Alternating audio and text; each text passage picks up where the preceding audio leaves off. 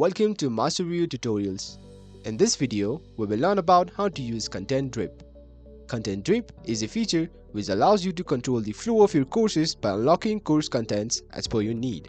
First, to use this feature, you need the growth or scale plan of the plugin. Then, in the Masteriyo dashboard, go to Add-ons. Scroll down a bit and you can see Content Drip at the end of the page. Turn on this feature. Now it's time to see how it really works. Go to Courses option. Here you can select on which course you want to add Content Drip to. Go to Settings.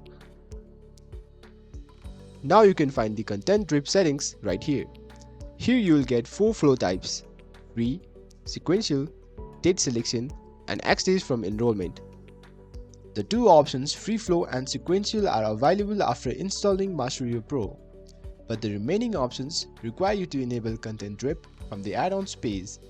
If you turn on free flow type, then this means that the flow of content is random, and the user can jump from the first lesson or quiz to the last or anywhere between the course without completing the lesson or quiz. Next is sequential flow type. If you turn on sequential, then unlike the free option, this option sets a sequential rule for your lesson or quiz. Now, the user will have to complete the first lesson or quiz to move on to the next one. You can see that the lesson is locked because I have not completed the previous lesson. Moving on to the date selection flow type, turn on date selection and update your settings. After this, go to Builder settings and select on which content you want to add date drip to. You can find date drip on your right. Select the date and time for the course to be unlocked. And don't forget to update.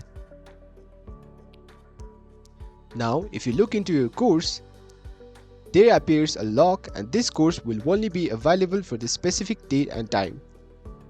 Next is X days from enrollment, which is very simple. Same as date selection, turn on X days from enrollment and update your settings. After updating, go to Builder settings and you will find date days. Simply set the number of days from when you want this lesson to be available to all. After you make any changes, don't forget to update your settings. Now, as you can see that this specific lesson will be available from a certain duration that you have assigned. That's all for how to use our add-on Content Drip. Hope you found this video helpful. See you on the next one.